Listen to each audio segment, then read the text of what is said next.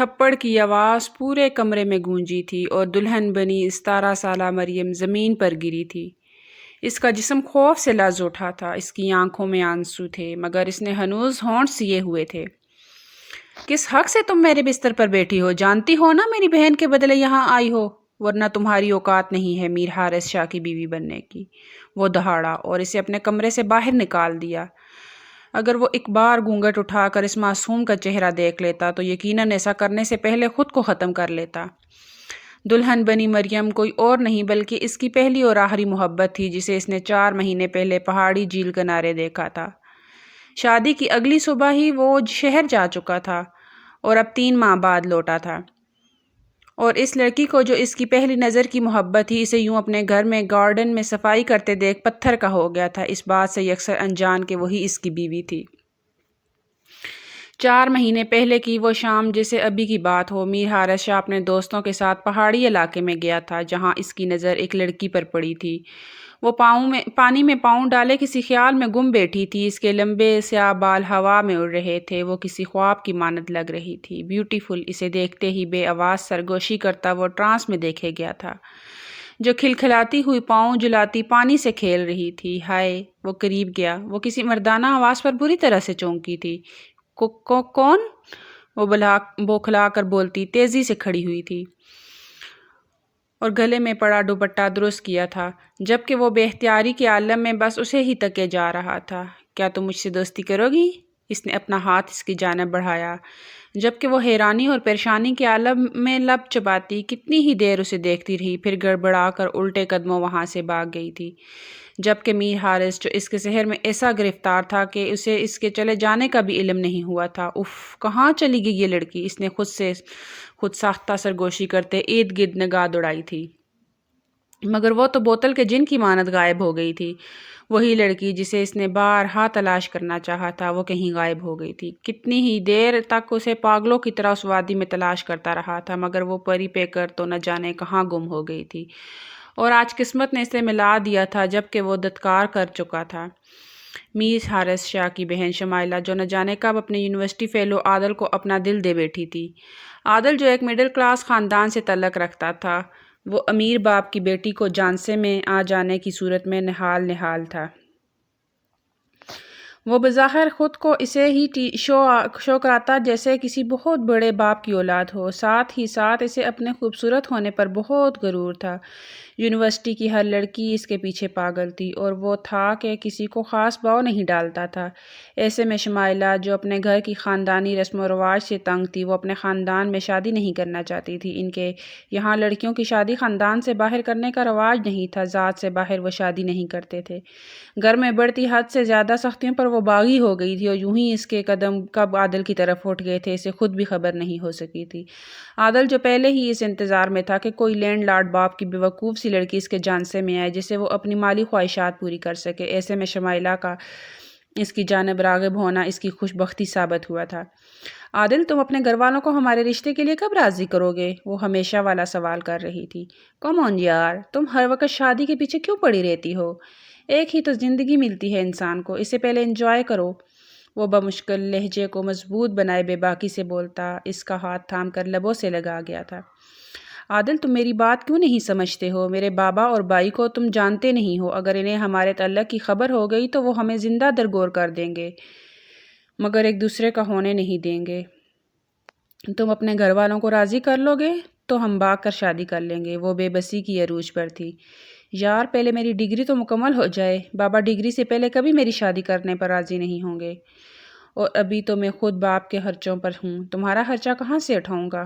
تم خود سوچو ذرا، وہ تعسفی لہجے میں بولا تھا، مگر اس نے کچھ کہنا چاہا تھا۔ یار، کوئی اگر مگر نہیں۔ اچھا تم بیٹھو، میں گھر جا رہا ہوں، دراصل مجھے شاپنگ پر جانا ہے۔ وہ ایک سٹائل سے بولتا اٹھ کھڑا ہوا۔ اکیلے جاؤ گے؟ وہ بھی ساتھ ہی کھڑی ہوئی تھی۔ ظاہر ہے اب بیوی تو بیٹھی نہیں ہے میری جسے ساتھ لے کر جاؤں۔ وہ مسکرایا۔ توبہ ہے یار، میں تو ویسے ہی بول رہی تھی۔ خیر، کیا میں بھی ساتھ چلوں؟ عادل کی آنکھیں چمکی تھی۔ وہ بھی تو یہی چاہتا تھا۔ ضرور آ جاؤ، آج تمہیں بھی شاپنگ کراتا ہوں، اپنی پسند کی۔ وہ جانتا تھا کہ شمائلہ کبھی اس کا احسان نہیں لے گی۔ ارے یار، آ جاؤ، تمہارے ساتھ ٹائم سپینڈ کرنے کا موقع مل جائے گا، یہی بہت ہے۔ وہ کمینگی کی انتہا پر تھا۔ شاپنگ مال کی روشنیوں میں چمکتے شوکیس اور برانڈڈ سٹورز کے بیچ ایک نوجوان جوڑا ہاتھوں میں ہاتھ ڈالے گھوم رہا تھا۔ شمائلہ خوشی خوشی کپڑے دیکھ رہی تھی اور اس کے ساتھ کھڑا عادل بڑے نپے تلے انداز میں ہر چیز کا ایسے شاہانہ انداز میں جائزہ لے رہا تھا جیسے کوئی خزانہ تلاش کر رہا ہو، ایک ملکہ الزبتھ کا پر تو ہو۔ یہ کیسا لگ رہا ہے عادل؟ شمائلہ نے ایک خوبصورت سرخ ڈریس اٹھایا اور پرجوش انداز میں سے عادل کی طرف بڑھاتے سوال کیا۔ عادل نے ایک نظر ڈریس پر ڈالی، پھر قیمت پر، اور فوراً مصنوعی مسکراہٹ سے چہرے پر سجا لی۔ بہت اچھا ہے سویٹی، تم پر تو ہر رنگ جچتا ہے، مگر یہ والا تو کمال لگے گا۔ لے لو۔ شمائلہ خوش ہو کر ڈریس لینے لگی، مگر اسی لمحے عادل نے ادھر ادھر نظر دوڑائی۔ بس یہ دیکھ لو، بہت زیادہ مہنگا تو نہیں؟ وہ نرم لہجے میں بولا، مگر اندر ہی اندر ڈر بھی لگ رہا تھا کہ کہیں شمائلہ پیسے دینے سے انکار ہی نہ کر دے۔ شمائلہ نے مسکرا کر کریڈٹ کارڈ نکالا اور کاؤنٹر پر رکھ دیا۔ عادل کے چہرے پر ایک شیطانی چمک آئی۔ اسے اسی لمحے احساس ہوا کہ شمائلہ کے پاس کافی پیسہ ہے اور اسے خوب استعمال کر سکتا ہے، لیکن وہ نہیں جانتا تھا کہ اس کی قسمت آج ہی بدلنے والی ہے۔ عادل مزے سے اپنے لالچ کی تسکین کر رہا تھا کہ اچانک ایک کرخت آواز سماعتوں سے ٹکرائی، شمائلہ! شمائلہ کے ہاتھ سے شاپنگ بیگ تقریباً گر پڑا تھا اور اس نے کانپتے ہوئے پلٹ کر دیکھا۔ سامنے ایک دراز قد مضبوط جسم والا نوجوان کھڑا تھا۔ اس کی آنکھوں میں غصے کی آگ بھڑک رہی تھی۔ یہ شمائلہ کا بھائی تھا، میر حارث شاہ۔ کیا ہو رہا ہے؟ حارث کی آواز گرجدار تھی۔ بھائی، میں بس شاپنگ کر رہی تھی۔ شمائلہ کے چہرے کا رنگ اڑ چکا تھا۔ اس کمینے کے ساتھ؟ حارث کی نظریں عادل پر جمی تھی، جو گھبراہٹ میں مسکرانے کی کوشش کر رہا تھا۔ جبھی حارث یکدم تیش میں اس کی جانب بڑھا۔ بھائی پلیز تماشا مت بناؤ، شمائلہ جلدی سے بولی، مگر حارث کو تو جیسے سنائی ہی نہیں دے رہا تھا۔ تماشا؟ یہ لالچی تجھے الو بنا رہا ہے اور میں خاموش رہوں؟ حارث نے ایک جھٹکے سے عادل کا بازو پکڑا اور اسے بری طرح کھینچ کر قریب لیا۔ چل میرے ساتھ، وہ گرایا اور عادل کو گھسیٹنا شروع کر دیا۔ او بھائی، آپ غلط سمجھ رہے ہیں، میں تو بس… عادل نے صفائی دینے کی کوشش کی، مگر حارث نے اس کی ایک نہ سنی۔ پورے مال میں لوگ رک کر یہ سین دیکھ رہے تھے۔ عادل کی عزت کا جنازہ نکل چکا تھا۔ وہ بے بس ہو کر کبھی شمائلہ کی طرف، کبھی لوگوں کی طرف دیکھ رہا تھا، مگر کوئی اسے بچانے نہیں آیا۔ حارث بھائی چھوڑیں اسے، شمائلہ چلائی، مگر حارث نے ایک بار بھی پیچھے مڑ کر نہیں دیکھا۔ بھائی پلیز کیوں تماشا بنا رہے ہو؟ اپنی نہیں، کم از کم میری عزت کا خیال کرو، لوگ دیکھ رہے ہیں، زمانہ باتیں بنائے گا۔ وہ رو کر گڑ گڑا کر التجا کرنے لگی۔ حارث نے عادل کے منہ پر ایک گھونسا رسید کرتے پیچھے دھکا دیا تھا۔ آئندہ میری بہن کے ارد گرد نظر آیا تو کاٹ کے تیرا گوشت چیل کووں کو کھلا دوں گا، وہ گررا کر بولا۔ شمائلہ کی کلائی تھام کر کھینچتا ہوا وہاں سے نکل آیا تھا۔ حارث شاہ تیش میں گھر میں داخل ہوا تھا اور شمائلہ کو دھکیلتے ہوئے اندر حویلی کے حال میں دھکا دیا تھا۔ ابو دیکھیں، آپ کی بیٹی کیا کر رہی ہے؟ یہ یونیورسٹی کے بہانے آپ کی عزت کا جنازہ نکال رہی ہے۔ شمائلہ خوف سے کانپ گئی، اس کے دل کی دھڑکنیں تیز ہو گئی۔ وہ اپنے والد کے سخت طبیعت کو اچھی طرح سے جانتی تھی۔ حارث کے غصے سے بھرے الفاظ سنتے ہی اس کے والد میر داؤد شاہ، جو کہ ایک باوقار اور اصول پسند شخصیت کے مالک تھے، کرسی سے اٹھ کھڑے ہوئے۔ یہ کیا شور مچا رکھا ہے حارث؟ داؤد شاہ کی بھاری آواز پورے کمرے میں گونجی۔ حارث نے غصے میں ہاتھ کی مٹھیاں بھینچ لی اور انگلی اٹھا کر شمائلہ کی طرف اشارہ کیا۔ ابو، یہ آپ کی بیٹی یونیورسٹی کے نام پر ہمیں دھوکہ دے رہی ہے۔ آج میں نے اسے ایک غیر لڑکے کے ساتھ مال میں رنگ رلیاں مناتے دیکھا ہے۔ یہ سنتے ہی داؤد شاہ کی آنکھیں غصے سے سرخ ہو گئی۔ کیا؟ انہوں نے شمائلہ کو تیز نظروں سے گھورا۔ شمائلہ کا رنگ فک ہو گیا، اس کے ہاتھ پیر کانپنے لگے۔ ابو، میں بس شاپنگ کرنے گئی تھی، اس کی آواز لرز رہی تھی۔ حارث طنزیہ ہنسا۔ شاپنگ؟ اور وہ عادل نام کا لڑکا جو تیرے خرچے پر عیش کر رہا تھا؟ یہ سب میں نے اپنی آنکھوں سے دیکھا، اب کوئی بہانہ مت بنا۔ داؤد شاہ نے غصے سے ہاتھ میں پکڑا سگار زمین پر دے مارا تھا۔ شمائلہ کی آنکھوں میں آنسو آ گئے۔ وہ کہنے کی کوشش کر رہی تھی، مگر الفاظ اس کے لبوں پر ہی دم توڑ رہے تھے۔ ابو، یہ کئی دنوں سے جھوٹ بول رہی ہے کہ یہ یونیورسٹی جا رہی ہے، مگر حقیقت میں یہ اس لڑکے کے ساتھ گھومتی پھر رہی تھی۔ داؤد شاہ کی برداشت کی حد ختم ہو چکی تھی۔ انہوں نے ایک تیز تمانچہ شمائلہ کے رخسار پر جڑ دیا۔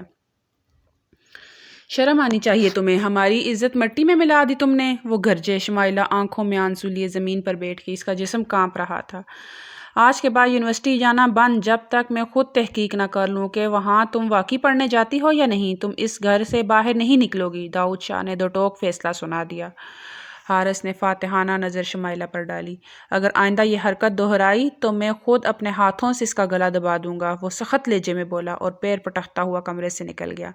شمائلہ سسکیاں بھرتی رہی، اس کا دل ٹوٹ چکا تھا، مگر اب وہ کیا کرے؟ کوئی اس کی صفائی سننے کو تیار نہیں تھا۔ شمائلہ کی آنکھوں سے آنسو بہتے ہوئے تکیے میں جذب ہو رہے تھے، اس کے گال پر باپ کا تھپڑ بھی ابھی بھی جل رہا تھا۔ وہ دل میں حارث کی باتیں نشتر کی طرح چبھ رہی تھی۔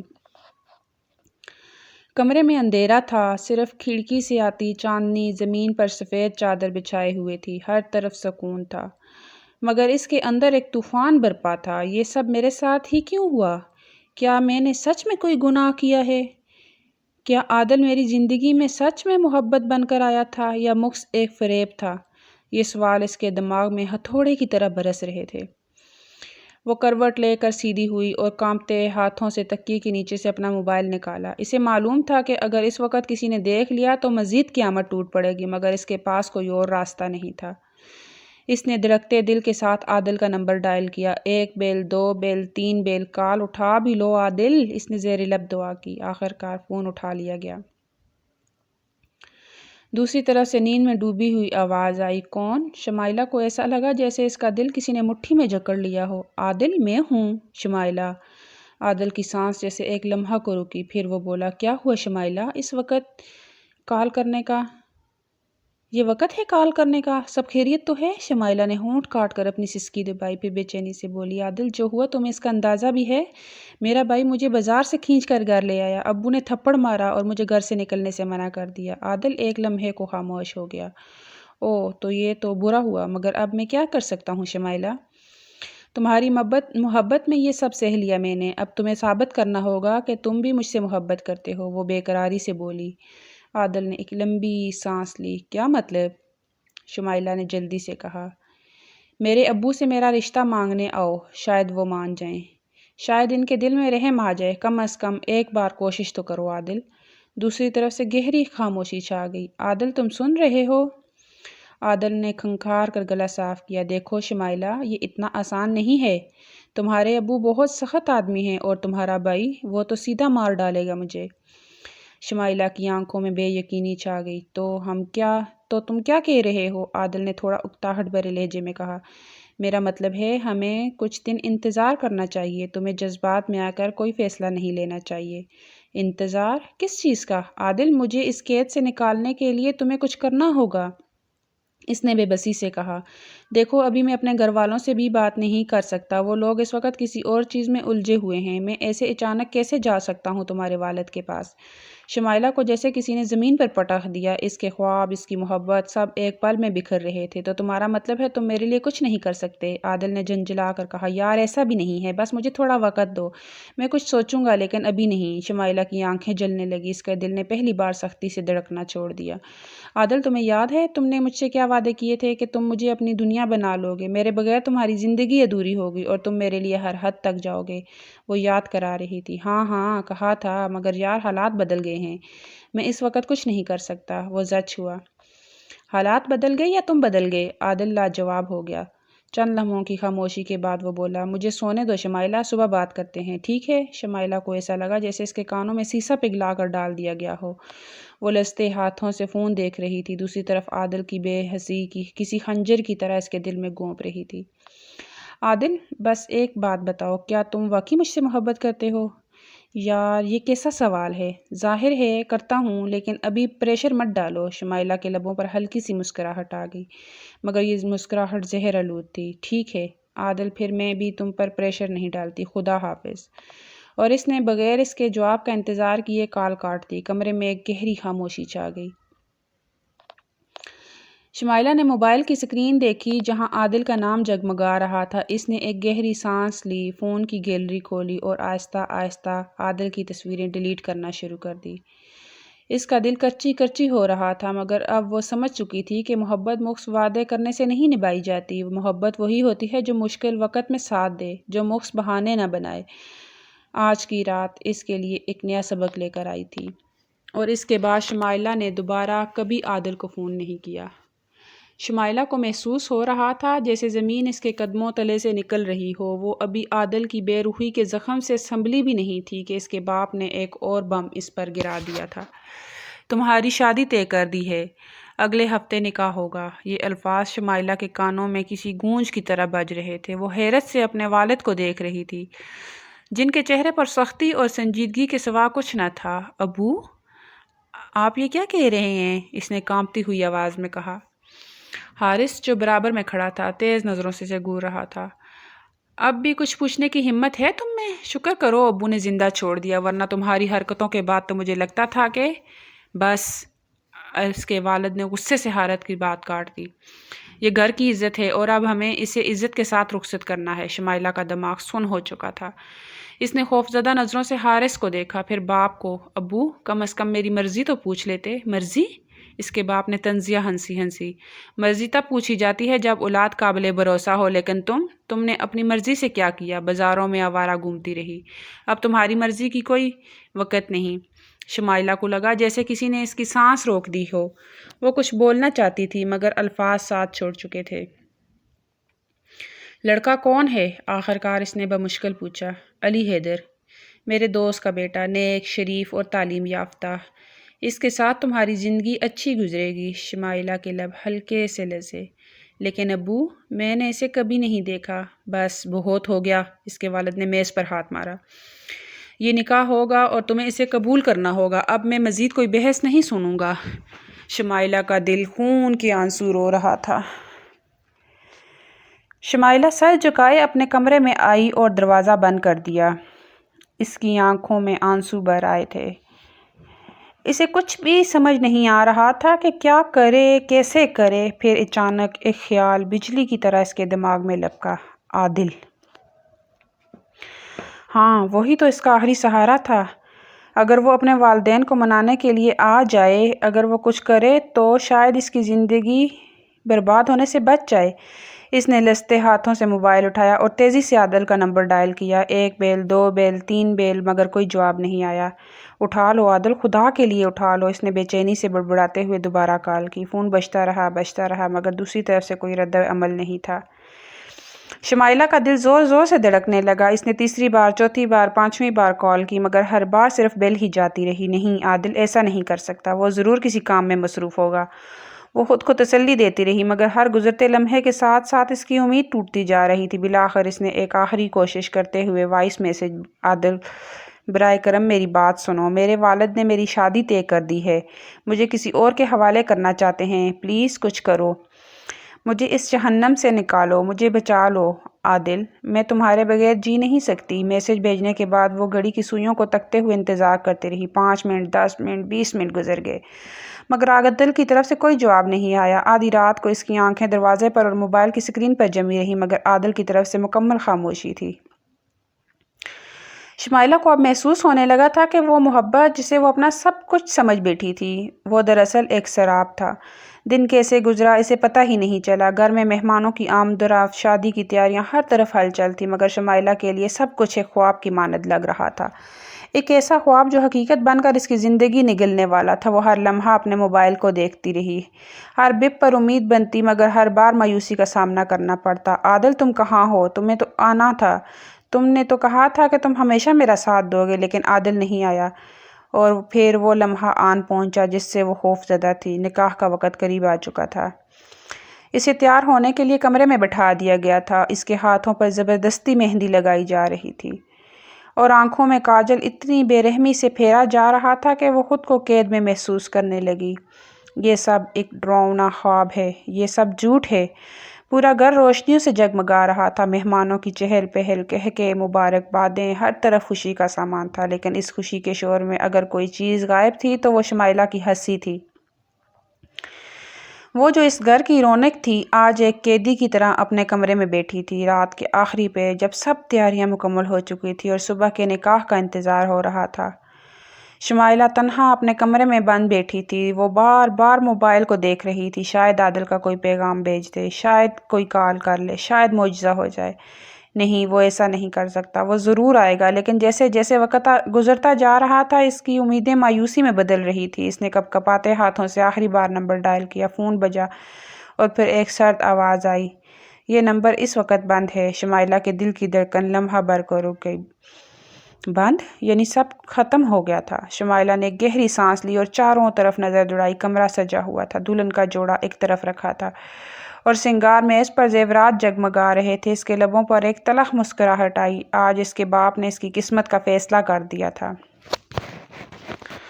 عادل نے اس کا ساتھ چھوڑ دیا تھا، اب اس کے پاس کوئی راستہ نہیں بچا تھا۔ شمائلہ اٹھ کر الماری کے پاس گئی اور ایک کاغذ نکالا، قلم ہاتھ میں لیا اور کپ کپاتے ہاتھوں سے لکھنا شروع کیا۔ ابو حارث، میں نے تمہاری عزت پر کوئی داغ نہیں لگایا، میں نے کبھی بھی تمہاری تربیت کو رسوا نہیں کیا، لیکن تم نے میری محبت کو جرم بنا دیا، تم نے میرے جذبات کو کچل دیا، میری امیدیں رونٹ ڈالی۔ میں جیتے جی تمہاری عزت پر بوجھ نہیں بننا چاہتی تھی، اس لیے آج میں خود ہی اس بوجھ کو ختم کر رہی ہوں۔ امی، میں آپ سے بہت محبت کرتی ہوں، لیکن میں اب مزید زندہ نہیں رہ سکتی، مجھے معاف کر دینا۔ وہ کاغذ میز پر رکھا، پھر دراز کھولی اور اس میں سے سفید دوپٹہ نکالا۔ جیسے ہی دروازہ کھولا، پورے کمرے میں ایک چیخ گونجی۔ شمائلہ سفید دوپٹے کے سہارے پنکھے سے جھول رہی تھی، آنکھیں ادھ کھلی، چہرہ زرد، ہونٹ نیلے اور نیچے وہ کاغذ جس پر اس کا آخری خط تھا۔ پورے گھر میں کہرام مچ گیا۔ حارث دیوانہ وار بہن کے پاس بھاگا۔ شمائلہ، اس کے والد صدمے سے زمین پر گر پڑے۔ ماں بیٹی کی لاش سے لپٹ کر بین کرنے لگی۔ بارات کے ساتھ آئے لوگ دروازے پر ہی کھڑے رہ گئے۔ نکاح کا مقدس لمحہ ماتم میں بدل چکا تھا۔ شمائلہ جا چکی تھی ہمیشہ کے لیے۔ وہ خود کو یقین دلانے کی کوشش کر رہی تھی، مگر حقیقت کی تلوار اس کے دل کو چیرے جا رہی تھی۔ شمائلہ کی موت کو 2 دن گزر چکے تھے، لیکن حارث کے دل میں آگ لگی ہوئی تھی۔ وہ بے چین تھا، غصے میں بفرا ہوا۔ یہ سب عادل کی وجہ سے ہوا۔ اگر وہ مرد تھا تو اپنی محبت کے لیے آیا کیوں نہیں؟ اگر اس میں ہمت تھی تو نکاح کے لیے آگے کیوں نہیں بڑھا؟ اس کی بہن قبر میں جا چکی تھی، لیکن عادل ابھی بھی آزاد گھوم رہا تھا۔ اب اس کی بھی زندگی جہنم بناؤں گا۔ یہ سوچ کر وہ اپنے والد کے پاس گیا اور ہاتھ جوڑ کر بولا، ابو، ہمیں اس کے گھر جانا ہوگا۔ وہ شمائلہ کی زندگی برباد کر کے چین سے بیٹھا ہے، ہمیں اسے چھوڑ نہیں سکتے۔ وہ سیدھا اس کے گھر پہنچے۔ عادل حارث کو سامنے دیکھ گڑبڑایا، جس نے سیدھا چہرے پر گھونسا رسید کیا تھا۔ عادل کی ماں آ گئی تھی، بیٹے کو اپنی آغوش میں چھپا لیا تھا۔ حارث نے باز پرس پر اتر آئی تھی۔ انصاف چاہتے ہیں، تمہارے بیٹے نے میری بہن کو مرنے پر مجبور کیا۔ عادل کی ماں زمین پر بیٹھ گئی اور روتے ہوئے بولی، بیٹے کو معاف کر دو، خدا کے لیے اسے معاف کر دو، وہ نادان تھا، جوانی کی غلطی تھی۔ حارث کا دل خون کے آنسو رو رہا تھا۔ وہ آگے بڑھا، ایک قدم ماں کے قریب جھک کر بولا، معافی، میری بہن کی قبر کی مٹی ابھی تک گیلی ہے، میری ماں ہر رات اس کی یاد میں تڑپ کر روتی ہے، اور تم کہہ رہی ہو کہ میں تمہارے بیٹے کو معاف کر دوں؟ وہ دہاڑا تھا۔ اس کی ماں ہاتھ جوڑ گئی، مگر وہ رحم کھانے کے موڈ میں نہیں تھا۔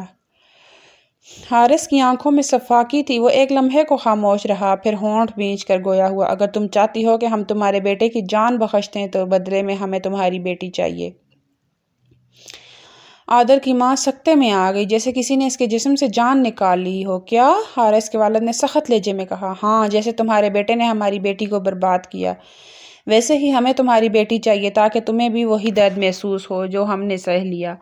عادل جو کمرے کے اندر چھپا کھڑا تھا، بھاگ کر باہر آیا۔ نہیں، میری بہن کا اس سب میں کوئی قصور نہیں۔ حارث آگے بڑھا، اس کا گریبان پکڑ کر زور سے جھٹکا دیا۔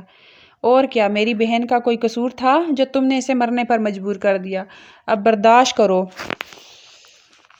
یا تو اپنی بہن ہمیں دو یا پھر اپنے انجام کے لیے تیار ہو جاؤ۔ عادل کی ماں دہاڑے مار کر رونے لگی۔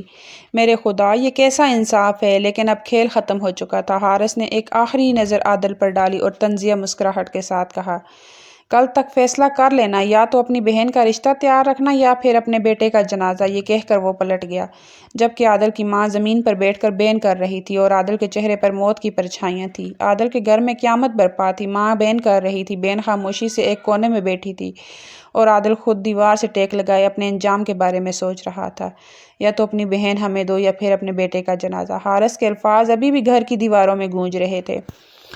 عادل کی ماں نے رو کر اپنی بیٹی مریم کی طرف دیکھا۔ بیٹا، تم ہی بتاؤ میں کیا کروں؟ اگر میں انکار کروں گی تو تیرا بھائی زندہ نہیں بچے گا۔ مریم نے سر جھکا لیا، آنکھوں میں آنسو تیرنے لگے۔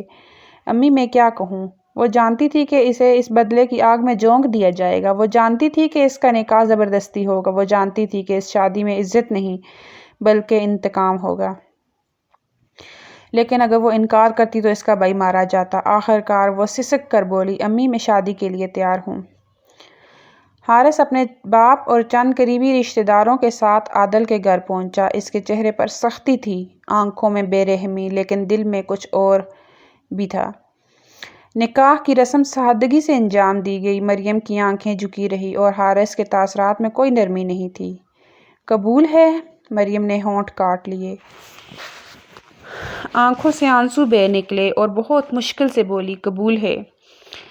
شادی کی اگلی صبح ہوتے ہی حارث شہر جا چکا تھا۔ وہ نکاح کو صرف ایک انتقام سمجھ کر بھول جانا چاہتا تھا۔ 3 ماہ تک اس نے مڑ کر بھی نہیں دیکھا کہ وہ لڑکی جسے وہ اپنے گھر لے آیا تھا کیسی ہے، کس حال میں ہے، لیکن اب 3 ماہ بعد جب وہ گھر لوٹا تو اس کا قدم گیٹ پر ہی رک گیا۔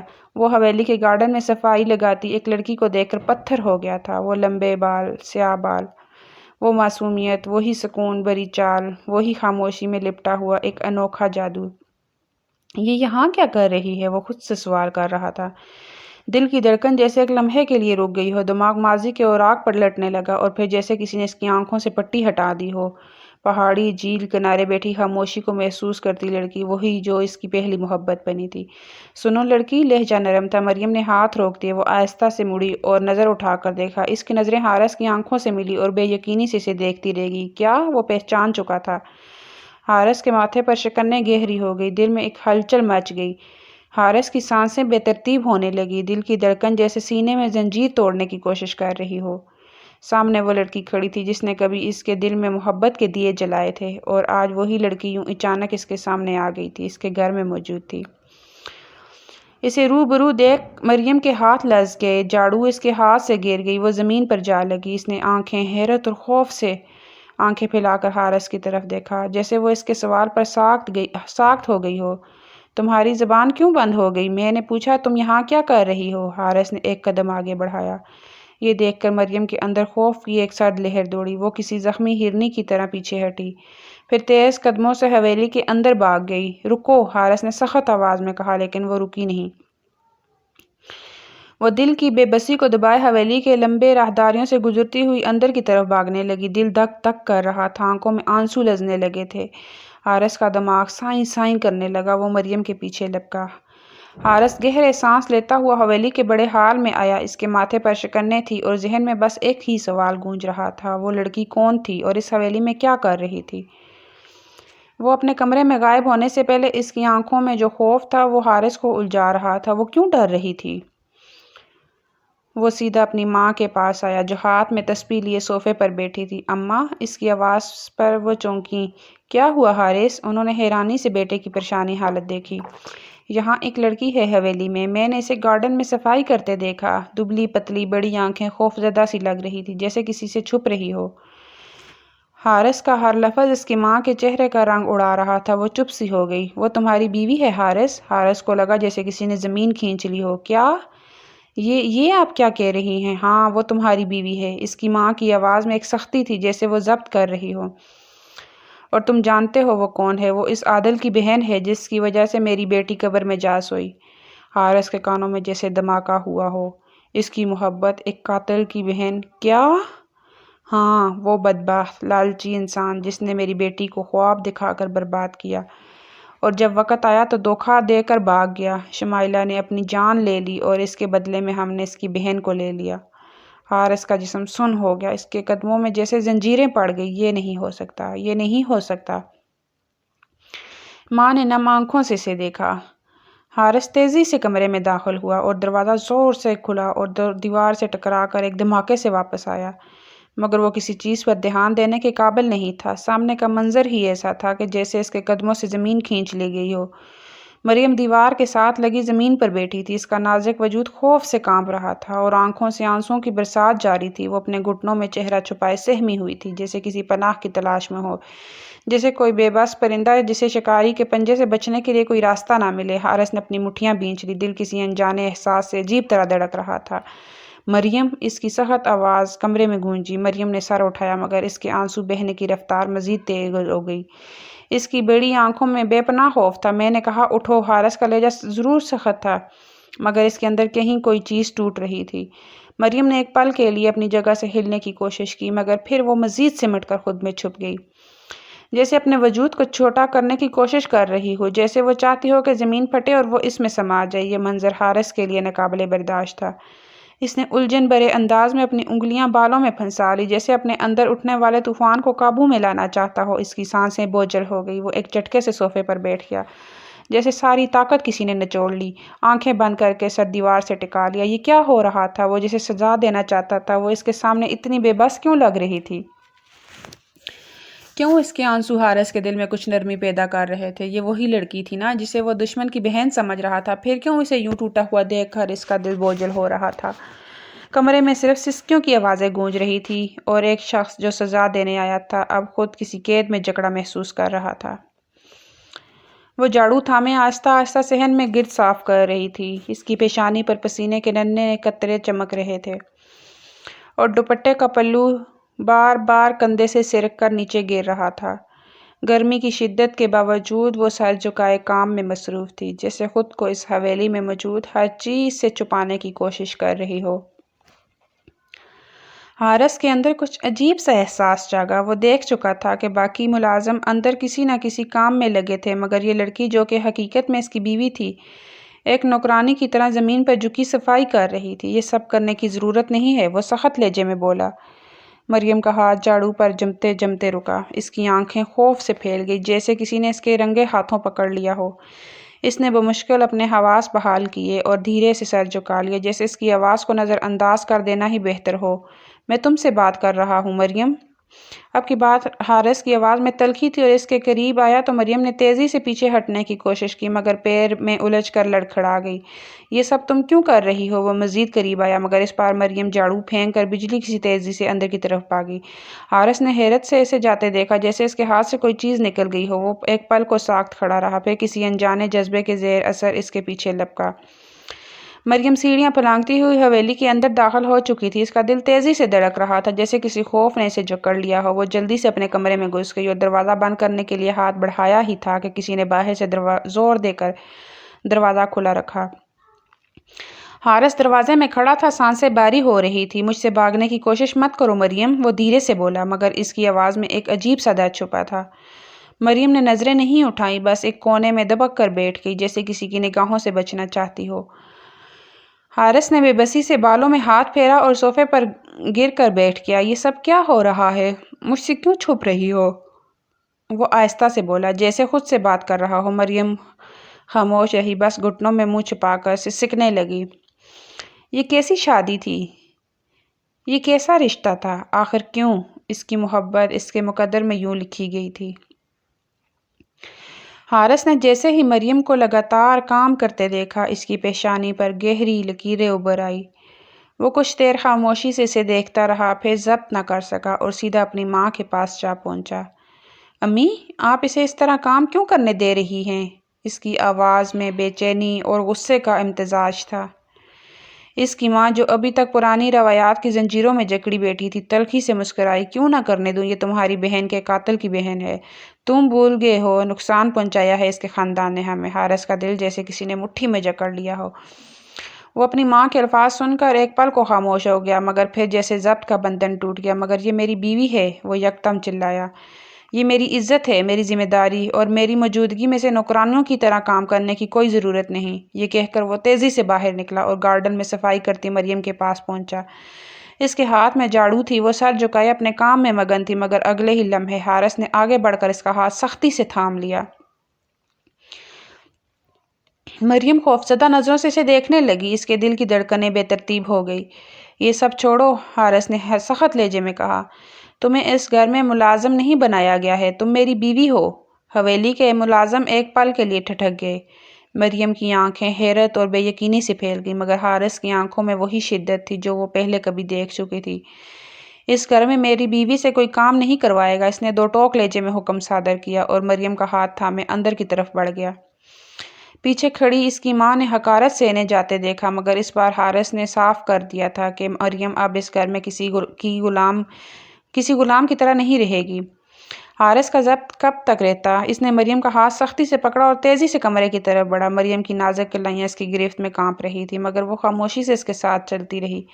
کمرے میں داخل ہوتے ہی اس نے دروازہ زور سے بند کیا اور ایک جھٹکے سے مریم کو بیڈ پر بٹھا دیا۔ مریم نے سہمی ہوئی نظروں سے اس کی طرف دیکھا، مگر اس کی آنکھوں میں وہی صدمے تھی جو نکاح کے وقت تھی۔ حارث نے دونوں ہاتھوں سے اپنے بالوں میں انگلیاں پھیری، جیسے خود کو قابو میں رکھنے کی کوشش کر رہا ہو۔ آخر تم اتنی بے وقوف کیوں ہو؟ وہ دہاڑا۔ کیوں خاموشی سے سب سہتی جا رہی ہو؟ کیا تمہیں کوئی احساس نہیں کہ میں…؟ وہ رک گیا، جیسے اپنے ہی الفاظ سے الجھ گیا ہو۔ مریم نے لرزتے ہونٹوں سے کچھ کہنے کی کوشش کی، مگر حارث نے ہاتھ اٹھا کر اسے خاموش کر دیا۔ تمہیں پتہ ہے نا کہ اس گھر میں تمہیں کس نظر سے دیکھا جا رہا ہے؟ پھر بھی نوکروں کی طرح کام کر رہی تھی۔ مریم نے نظریں جھکا لیں۔ مجھے اس سے فرق نہیں پڑتا۔ حارث کی مٹھیاں بھیج گئی۔ مجھے پڑتا ہے، وہ غصے سے چلایا۔ میں نے تمہیں یہاں نوکرانی بنا کر نہیں رکھا، سمجھی تم؟ مریم کی آنکھوں میں آنسو چمکنے لگے، مگر وہ اب بھی خاموش رہی۔ حارث نے گہری سانس لی اور صوفے پر جا گرا۔ اس نے سر دونوں ہاتھوں میں تھام لیا، جیسے اپنے ہی اندر اٹھتے طوفان سے لڑ رہا ہو۔ میں نہیں جانتا تمہارے ساتھ کیا کرنا ہے مریم، مگر ایک بات سمجھ لو، اس گھر میں تمہیں کسی کے آگے جھکنے کی ضرورت نہیں ہے۔ مریم نے حیرت سے اسے دیکھا۔ کیا یہ وہی حارث تھا جو نکاح کے بعد اسے دھتکار چکا تھا، جو اس کے وجود سے نفرت کرتا تھا؟ وہ جانتی تھی کہ یہ جنگ ابھی ختم نہیں ہوئی، مگر شاید کہیں نہ کہیں کوئی امید کا دیا جلنے لگا تھا۔ اگلے دن جب مریم نے خود کو گاڑی میں بیٹھے پایا تو حیرانی سے حارث کی طرف دیکھا۔ وہ خاموشی سے ڈرائیو کر رہا تھا۔ چہرے پر کوئی خاص تاثر نہیں تھا، مگر آنکھوں میں کچھ تھا، جیسے کوئی فیصلہ کر چکا ہو۔ ہم کہاں جا رہے ہیں؟ مریم نے ہمت کر کے پوچھا۔ حارث نے ایک نظر اس کی طرف دیکھا، پھر نظریں سڑک پر جماتے ہوئے بولا، دور، جہاں صرف ہم ہوں۔ مریم کے دل میں عجیب سی بے چینی ہونے لگی۔ وہ خاموش رہی اور کھڑکی سے باہر دیکھنے لگی۔ کچھ دیر بعد گاڑی ایک سنسان ساحل پر رک گئی۔ یہ جگہ خاموش اور پرسکون تھی۔ نیلے پانی کی لہریں ساحل سے ٹکرا کر پیچھے ہٹ رہی تھی، جیسے کوئی راز کہہ کر پلٹ رہی ہوں۔ ہوا میں ہلکی سی خنکی تھی، مگر سورج کی روشنی سب کچھ سنہرا کر رہی تھی۔ حارث نے گاڑی کا دروازہ کھولا اور باہر نکل آیا۔ مریم بھی سسروئی سے اس کے پیچھے چلنے لگی۔ وہ دونوں خاموشی سے ریت پر چلتے رہے، جب تک کہ حارث اچانک رک نہ گیا۔ بیٹھو۔ مریم نے الجھن سے دیکھا، پھر خاموشی سے بیٹھ گئی۔ حارث بھی اس کے برابر میں بیٹھ گیا، نظریں سمندر پر جمائے ہوئے۔ یہ کیسی جگہ لگی؟ اس نے دھیمے لہجے میں پوچھا۔ پرسکون، مریم نے سچ کہا۔ حارث نے گہری سانس لی اور نظریں اس پر جما دی۔ مریم، میں نے بہت کچھ کھو دیا ہے اپنی نفرت میں۔ میں نے تمہیں تکلیف دی، تمہیں اپنے غرور کے پیچھے چھپا دیا، لیکن اب میں مزید جھوٹ نہیں بول سکتا۔ مریم نے حیرت سے اسے دیکھا۔ میں تم سے بہت محبت کرتا ہوں مریم، شاید ہمیشہ سے، مگر میں نے دیر کر دی ہے یہ ماننے میں۔ مریم کو لگا جیسے وقت تھم گیا ہو، سمندر کی لہریں جیسے پیچھے ہٹ گئی ہوں، ہوا جیسے رک گئی ہو۔ یہ محبت نہیں حارث، یہ پچھتاوا ہے۔ اس کے لبوں سے مشکل سے نکلا۔ حارث کی آنکھوں میں چمک ابھری۔ اگر یہ پچھتاوا ہے تو میں ساری زندگی اسے اپنا لوں گا، مگر سچ یہ ہے کہ تم میری ہو اور میں تمہارا ہوں۔ مریم کا دل دھڑک اٹھا۔ یہ نظریں چرانا چاہتی تھی، مگر حارث کی آنکھوں میں ایسا کچھ تھا جو اسے باندھ رہا تھا۔ مجھے سوچنے دو حارث، وہ مدھم آواز میں بولی۔ حارث مسکرا دیا۔ جتنا وقت چاہے لے لو، بس ایک وعدہ کرو، اب مجھ سے دور مت جانا۔ مریم نے پہلی بار اس کی آنکھوں میں دیکھا اور وہاں صرف محبت تھی، سچی، بے لوث اور دائمی۔ اسٹوری پسند آئی ہو تو چینل کو سبسکرائب کر دیجیے گا۔ Thanks for watching.